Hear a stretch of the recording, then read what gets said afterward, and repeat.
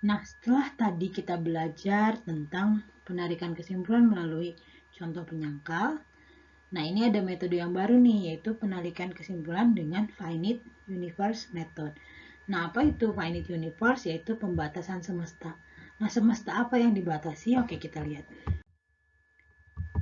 Nah, si metode finite universe ini, kita membatasi semestanya lebih kecil. Maksudnya seperti apa? Seperti ini. Oke, kita punya pernyataan ini untuk setiap x px maka qx. Nah, dalam metode counter example yang kita butuhkan adalah kita mencari p dan q yang sesuai, tapi dalam finite universe kita mencari semesta himpunan dari x yang memiliki anggota paling sedikit gitu, yaitu satu anggota lalu beranjak ke dua anggota dan seterusnya. Maksudnya seperti apa? Nah, kalau tadi kan P-nya dan Q-nya yang didefinisikan, oke. Nah, di finite universe ini kita mendefinisikan X-nya di sini, himpunan X-nya. Oke, di counter example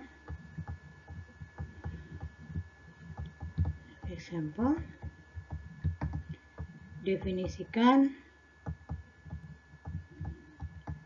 P-Q gitu ya. Nah, tapi di finite universe yang didefinisikan adalah himpunan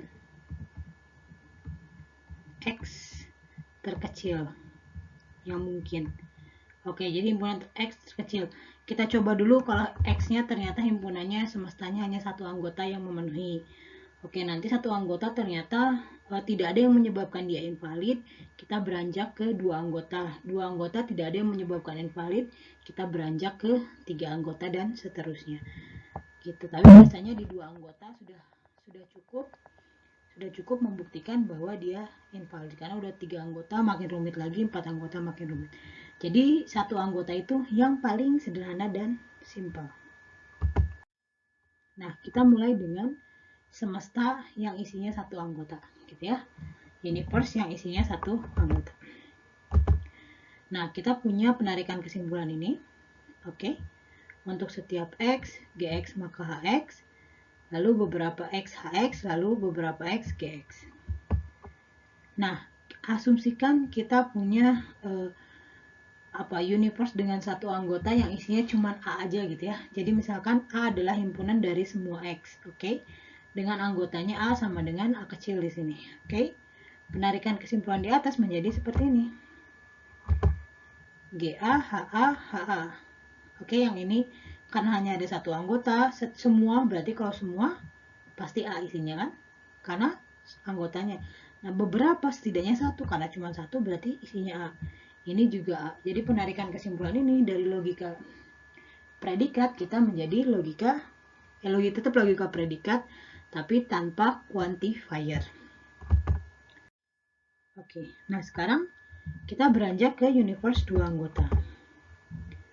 Oke, nah kita misalkan adalah himpunan dari semua X yang memenuhi.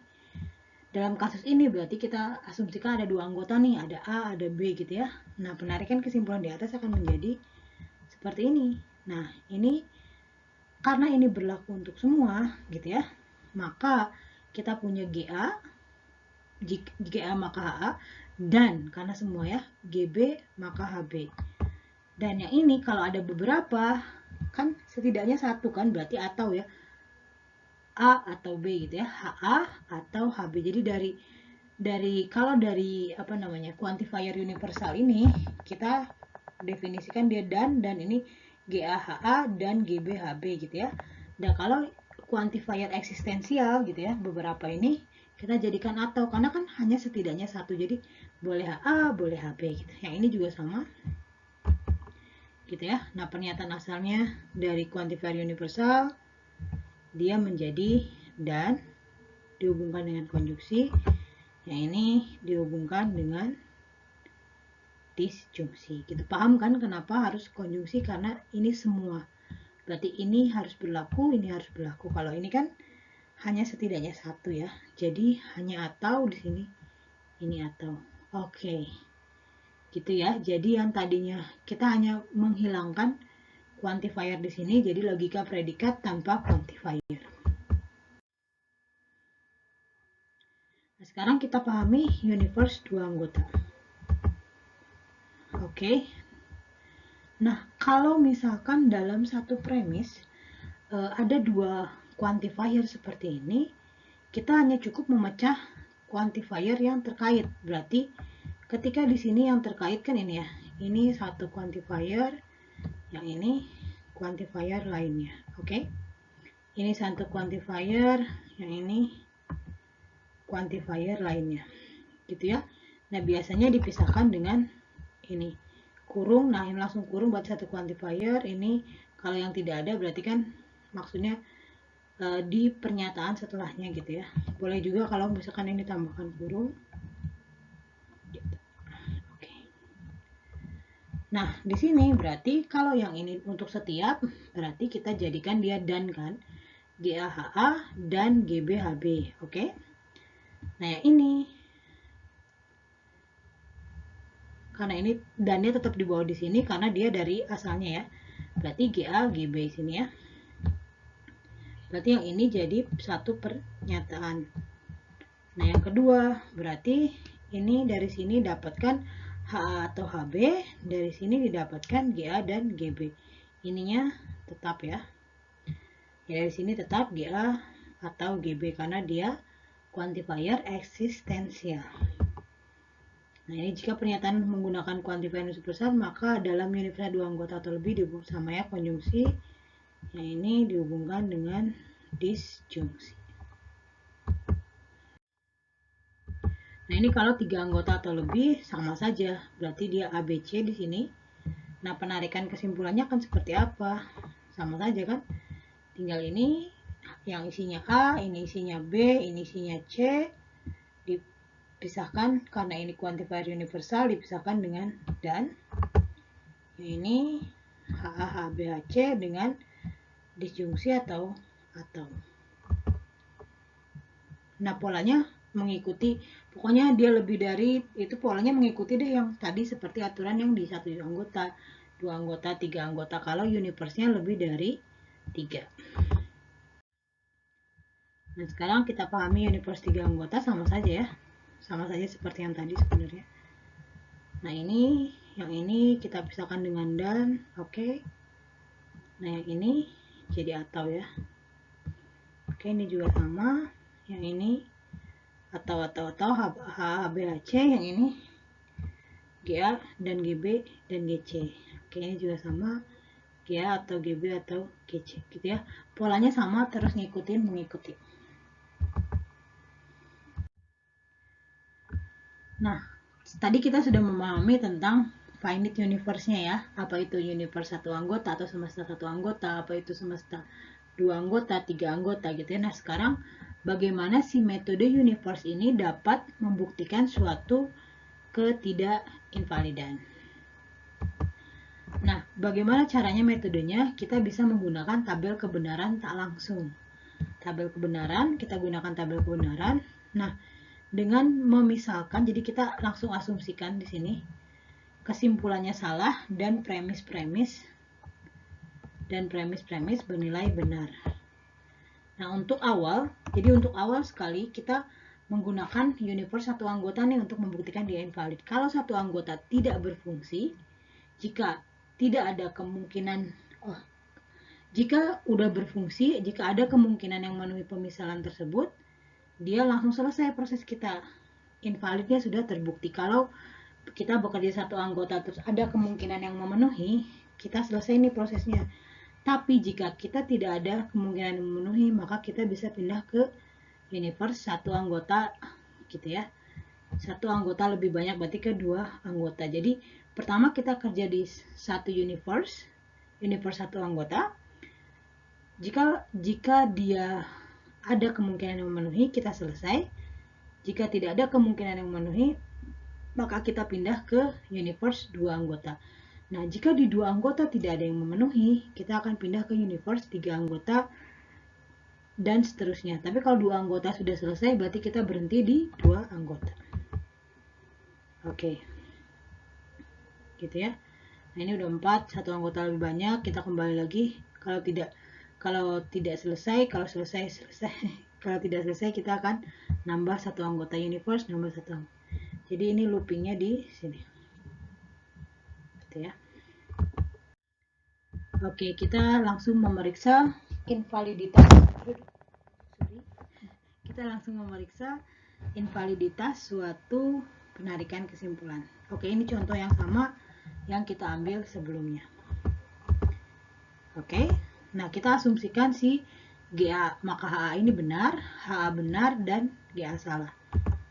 Nah, tabel kebenaran tak langsung, kita tinggal masukkan saja ya. Yang ini benar, benar, salah. Gini ya. Berarti ya dari sini kita dapat GA maka HA benar yang ini ya. Benar. Oke. Sekarang HA benar, berarti yang kedua ini HA benar kita masukkan ke sini. Oke. Nah, GA salah kita masukin sini, ini salah, berarti yang ini salah. Nah, ternyata kita lihat ada kemungkinan, ini ada kemungkinan kan, semuanya cocok kan. Oke, kita lihat semuanya, apakah semuanya cocok. Nah, ini kan B kan, dapat dari sini, apakah S maka B mengakibatkan B? Betul ya. Oke, berarti tidak ada yang tidak ada yang bertolak belakang di kemungkinan ini ya. Gitu ya. Nah, karena sudah ada satu kemungkinan yang premisnya benar, ini premis benar, dan konklusinya salah, maka penarikan kesimpulan di atas adalah invalid, gitu ya. Jadi ini premisnya benar, ini salah, dan ada kemungkinan yang menyebabkan premisnya benar dan konklusinya salah, berarti penarikan kesimpulan ini invalid. Udah, dari sini kita sudah berhenti di satu anggota karena kita sudah menemukan kemungkinannya. Nah, cara menulis pembuktiannya, nah akan dibuktikan seperti ini dalam universe satu anggota, oke, seperti ini. Nah, sehingga dengan mengasumsikan premis benar dan konklusi salah diperoleh kemungkinan yang memenuhi seperti tabel seperti ini. Oke, karena ada kemungkinan yang memenuhi, maka terbukti penarikan kesimpulan di atas invalid. Jadi kita tinggal menunjukkan satu kemungkinan yang memenuhi invaliditas. Nah, sekarang kita akan memeriksa invaliditas yang lain dalam universe satu anggota dulu ya. Oke, sekarang yang pertama adalah angka 1 adalah, nah ini yang merah ini, kita akan, kita akan menuliskan, karena kita tahu si premis ini benar, ini benar, ini benar, oke ini salah, gitu ya. Nah, dari sini kita dapat HA karena ini adalah satu anggota ya, dapat HA. Dari sini kita dapat FA maka GA sini. Dari sini kita dapat FA, dari sini kita dapat HA maka GA gitu ya. Nah, ini si yang pertama ini dia adalah benar. Oke, ini benar, FA benar. Lalu di sini HA maka GA salah. Oke. Nah, dari sini kita dapat FA benar, berarti kita bisa tuliskan bahwa FA benar, ini benar ya. Ini FA juga, berarti di sini. Oke, betul ya, karena dia sama ya. Ini FA benar, ini sama FA di sini, berarti FA-nya saya tulis benar. Oke, lalu selanjutnya, nah ini karena bersifat implikasi HA maka GA, dan implikasi yang bernilai salah hanya terjadi jika benar maka salah, berarti dari sini kita bisa simpulkan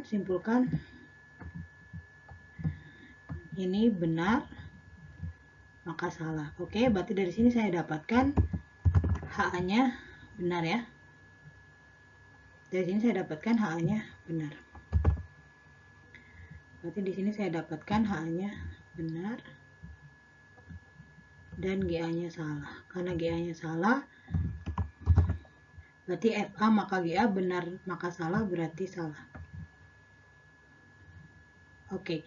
Nah, sekarang di sini terjadi kontradiksi. Kenapa terjadi kontradiksi? Kita lihat. Ini yang kita masukkan dari sini aja kan. Nah, karena kita tahu bahwa ini benar, ini salah kan, maka dia salah. Tetapi karena ini salah, ini benar, harusnya ini salah kan? Ya nggak sih? Ini kan salah, ya kan? Ini benar. Jika benar maka salah, harusnya ini salah. ya kan? Tapi kita tahu dari premis kalau ini adalah benar, maka kontradiksi. Jadi tidak ada kemungkinan yang menyebabkan kesimpulan ini invalid gitu. Paham ya? Oke, kalau tidak paham nanti dibaca aja lagi ininya, tapi intinya kita lihat, kita masukkan FA di sini benar. Oke, berarti ini ada FA lagi, berarti nilainya benar. Karena ini salah, oke, maka ini terjadi benar maka salah. Oke, nah karena ini HA adalah benar, saya masukkan ke sini. Oke, nah sekarang karena saya punya ini benar, ini salah, mau nggak mau yang menyebabkan implikasi ini salah adalah GA-nya salah. Ya, dari sini juga sudah tertulis kan GA-nya salah ya. Harusnya dari sini saya sudah masukkan GA-nya salah di sini kan. Oke, maka di sini adalah salah kan? Benar maka salah, salah. Tapi kontradiksi karena di sini benar maka salah, dia adalah benar. Jadi tidak ada kemungkinannya karena di universe satu anggota tidak ada kemungkinan. Oke, maka selanjutnya adalah kita akan pindah ke universe 2 anggota. Nah, oke. Nah, seperti ini. Nah, kita mulai dari menuliskan si premisnya di sini. Oke. Kita punya 2 anggota, berarti di sini karena apa namanya? Karena ini quantifier eksistensial dan 2 anggota berarti jadi HA atau HB. Oke, yang ini karena universal berarti FA maka GA dan FB maka GB. Oke. Yang ini jadi FA atau FB karena dia eksistensial. Yang ini eksistensial berarti jadi HA atau HB. Yang ini jadi GA dan GB gitu ya. Oke, sekarang kita masukkan semua ini yang di sini. Berarti ini nilainya benar, ini semua sini nilainya benar. Lalu premis yang ini, oke, nilainya benar. Lalu ini nilainya salah.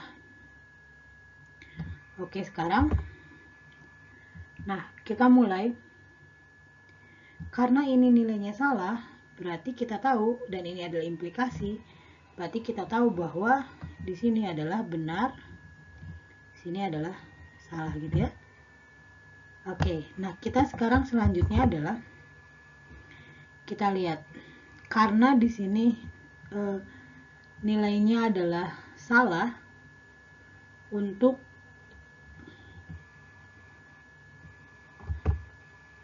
atau langsung aja kita ke sini ya.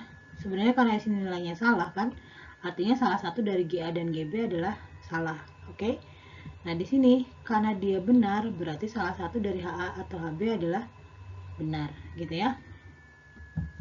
Nah, lalu selanjutnya karena ini benar. Oh, HA dan HB benar di sini ya. Nah, ini HA dan HB benar berarti bisa kita pindahkan ke sini ya, karena HA dan HB benar. Nah, ini dari ini saya tulis berarti ini HA dan HB itu dia sama ya. Ini HA atau HB, ini HA atau HB sama ya. Oke. Saya berikan tanda sama di sini. Oke, dia adalah benar. Oke, nah karena di sini dia benar, maka di sini nggak boleh salah kan? Karena dia adalah benar. Berarti di sini saya dapatkan dia. Oke.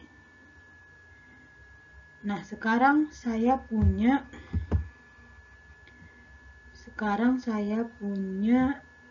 apa namanya?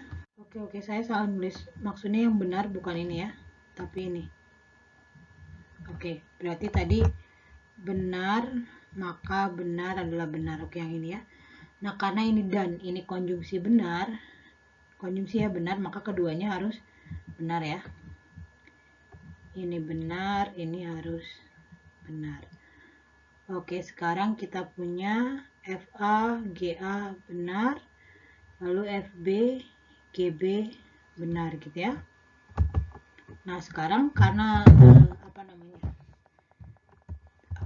karena tidak ada lagi yang bisa kita tarik kesimpulan secara langsung, kita tarik mana yang benar mana yang salah gitu ya. Nah, sekarang kita bisa mencari kemungkinan yang lain. Kita boleh mulai dari mana aja. kita boleh mulai dari sini nih. HA HB benar, kita mulai misalkan berarti kemungkinannya H atau HB benar, kemungkinannya HA benar, HB benar, HA salah, HB benar, HA benar, HB salah. Atau kita mulai dari sini, berarti ada 3 kemungkinan. Kita mulai dari sini juga ada 3 kemungkinan. Kita mulai dari sini juga ada 3 kemungkinan. Nah, mulai dari sini juga ada 3 kemungkinan lah. Nah, sekarang saya pilih mulainya dari mana? Saya pilih aja dari sini ya. FA atau FB sama dengan B. Nah, 3 kemungkinan berarti benar-benar, benar salah, salah benar. Oke, sekarang kita mulai dari kemungkinan yang pertama. Kalau saya tuliskan dia benar-benar gitu. Apa yang terjadi kalau saya tuliskan dia benar-benar? Berarti FA benar, FB benar. FA benar, FB benar. Dari sini karena FA maka GA benar, maka mau nggak mau ini GA benar, GB benar. Nah, tapi karena saya tuliskan di sini GA benar, GB benar, berarti di sini saya tuliskan GA benar, GB benar. Nggak mungkin kan? Karena di sini harusnya dan salah. Kalau GA benar, GB benar, harusnya di sini adalah benar. Berarti yang pertama tidak berlaku karena terjadi kontradiksi gitu ya. Ini FA. Oke. Nah, karena terjadi kontradiksi, maka yang pertama tidak berlaku. Oke. Lalu selanjutnya kita berarti beralih ke kemungkinan yang kedua. Nah, ini ya. Kemungkinan yang kedua adalah tadi FA benar.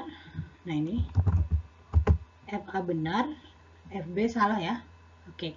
Sekarang kita tinggal masukkan saja. Berarti FA benar di sini. FB salah. Oke, berarti karena FA maka GA, FA maka GA di sini benar, berarti GA-nya harus benar ya. Oke. Nah, sekarang di sini karena FB maka GB benar, di sini FB-nya salah, berarti ini langsung saya tulis kayak ini S-nya salah gitu ya. Karena boleh juga sih. Oke, sebenarnya ini asumsikan ini belum diisi ya. Asumsikan ini belum saya tulis. Nah, oke, sekarang kita masukkan ke ini SFAFB-nya salah, ininya benar, implikasinya berarti di sini bisa salah, GB-nya bisa juga benar. Tapi kita balik ke sini ya, biar memenuhi semuanya. Di sini berarti GA-nya benar, saya tuliskan GA-nya benar di sini ya. Ini GA-nya benar. Nah, si GB ini yang menyebabkan GA dan GB salah berarti haruslah salah. Nah, di sini berarti boleh saya tulis si yang ini GB-nya salah. Oke? Betul ya? Nah, ini sampai sini tidak ada kontradiksi kan? Semuanya benar kan? Oke.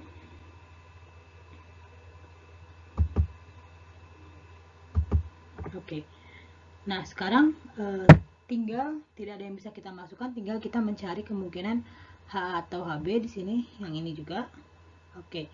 Nah, sekarang kita masukkan semua kemungkinan. Yang pertama, kemungkinan pertama. Kalau kita masukkan kemungkinan yang pertama, saya masukkan H-nya benar, B-nya benar. Oke. Tidak terjadi kontradiksi kan? Oke. Nah, sekarang saya masukkan hanya benar, B-nya salah, juga tidak terjadi kontradiksi. Lalu selanjutnya salah, H-nya salah, HB-nya benar, juga tidak terjadi kontradiksi.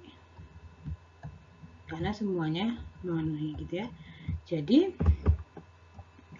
nah, karena 1, 2, 3 memenuhi dan diantara ketiga kemungkinan ini tidak ada yang tidak ada yang kontradiksi, sebenarnya kita sudah cukup di satu saja kan, karena tujuan kita adalah menemukan satu kemungkinan yang tidak ada kontradiksi dan menyebabkan penarikan kesimpulan ini invalid. Jadi sebenarnya kita tadi cuma coba satu aja di sini. Oke. kita coba yang satu, kemungkinan satu, misalkan saya tuliskan kemungkinan satu di sini, itu sudah cukup. Saya tuliskan B, ini sudah cukup ya, mewakili. Karena kita tidak lagi perlu mencoba 2 dan 3. Oke? Karena tujuan kita sudah terpenuhi. Nah, cara menuliskan pembuktiannya adalah akan dibuktikan penarikan kesimpulan dari sini dengan metode finite universe. Nah, pada universe 2 anggota, nah karena tadi kita sudah salah di satu anggota ya, kita langsung saja ke 2 anggota. Bukan salah ya, tidak ada kemungkinan yang menyebabkan pernyataan itu invalid. Nah, pada universe 2 anggota, penarikan kesimpulan ini menjadi seperti ini. Oke. Sehingga dengan mengasumsikan premis benar dan konklusi salah, didapatlah kemungkinan yang memenuhi tabel berikut. Nah, ini yang tadi ya. Ini kemungkinan yang tabel bertabelnya. Oke. Sehingga dari sini dapat disimpulkan karena ada kemungkinan yang memenuhi tabel tersebut, maka terbukti penarikan kesimpulan itu invalid. Jadi cara penulisan buktinya sebenarnya simpel, walaupun tadi agak panjang dalam menjelaskan proses dan prosesnya. Gitu. Jadi gampang ya. Nanti kalau misalkan ternyata di universe 2 anggota dari semua kemungkinan ternyata semuanya ada kontradiksinya, tidak ada yang pernyataan kesimpulan yang menyebabkan dia invalid, berarti kita akan naik ke 3 anggota dan seterusnya. Kalau 3 anggota tidak ada, naik ke 4 anggota dan seterusnya. Tapi biasanya 2 anggota cukup. Oke, sekian dari pertemuan kali ini. Terima kasih. Assalamualaikum.